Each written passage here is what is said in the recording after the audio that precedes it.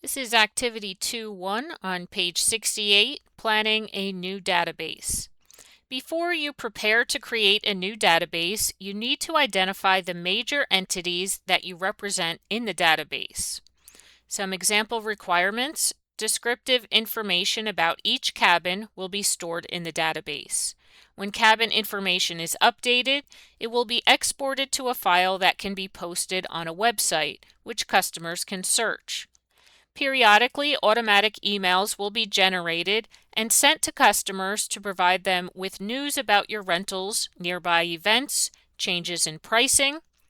You populate emails with information customized to each customer, such as which cabins they have rented recently.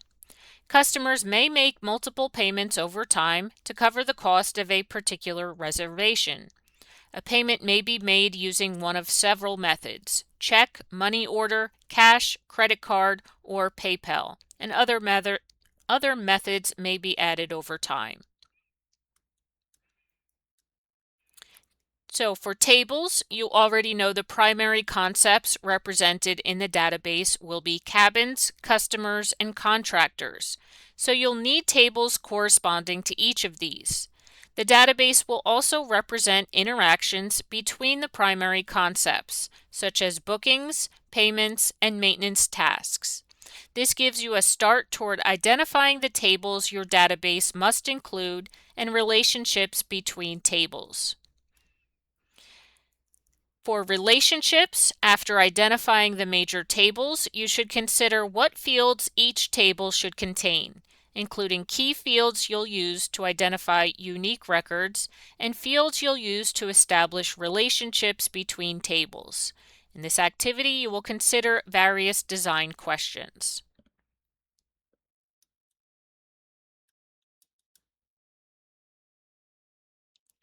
So number 1, should the database allow different customers to book the same cabin for the same day or days? So this is an example of a question that deals with your business rules. Clearly, it would be undesirable for customers to find out that their cabin has been double booked to another customer. But how you design the database to deal with double bookings depends on how you want to approach this situation from the business perspective.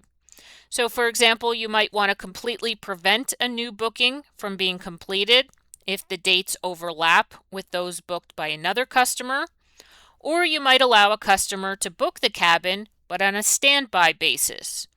If the customer originally booking the cabin cancels their reservation, then a standby booking might automatically take effect, and the customer on standby would be notified that the cabin has become available and is now booked to them.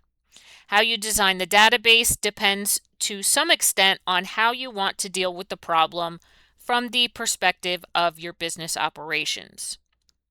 These types of features are fairly advanced and would require advanced queries or some programming known as Visual Basic, as well as some macros to implement. Number 2, identify the relationship between customers and bookings. Answer the following questions to work out the relationship between customers and bookings. How many customers are involved in a particular booking? One or many? And how many bookings may a particular customer make? One or many?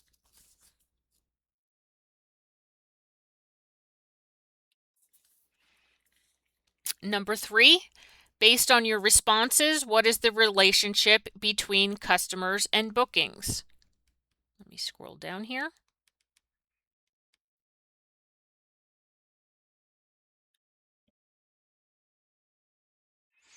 Is it one customer to one booking, one customer to many bookings, many customers to one booking, or many customers to many bookings?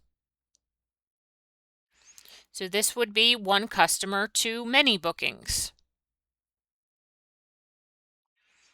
Number 4, identify the relationship between bookings and cabins.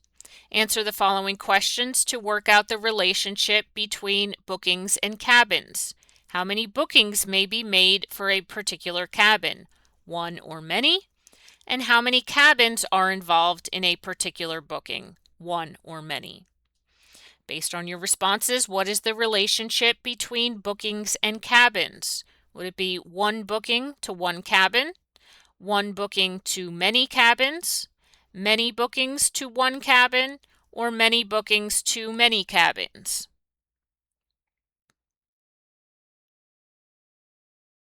So this would be many bookings to one cabin. Number 6.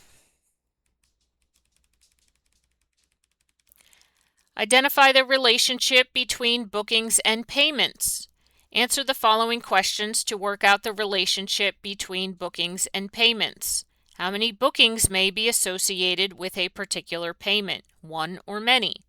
And how many payments may be made on a particular booking? One or many?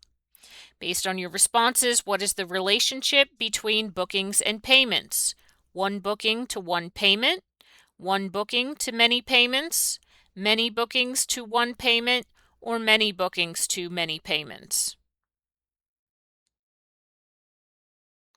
This would be one booking to many payments. Number 8. What pieces of information would you need to know to book a cabin?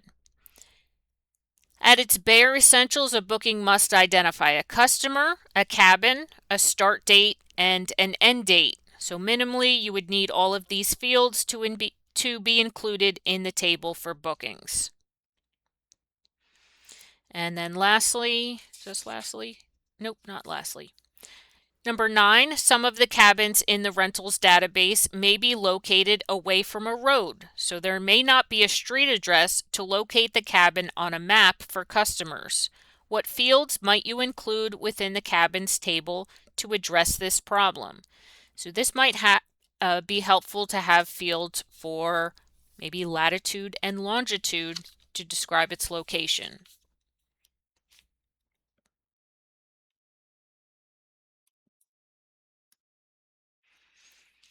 Number 10, should you store customer names in a single name field or provide separate fields for first name and last name?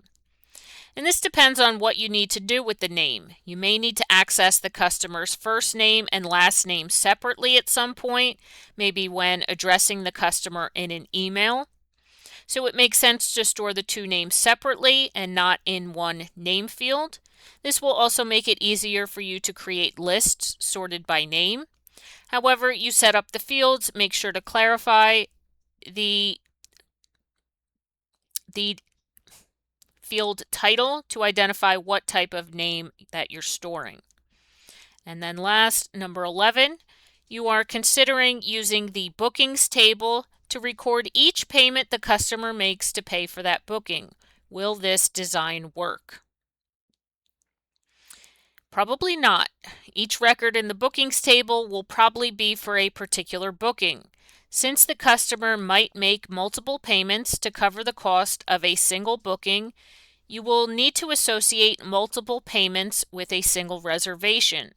The one-to-many relationship of bookings to payments is a clue that bookings and payments are separate concepts and would best be represented through separate related tables. All right, so our next video will be topic B on page 71.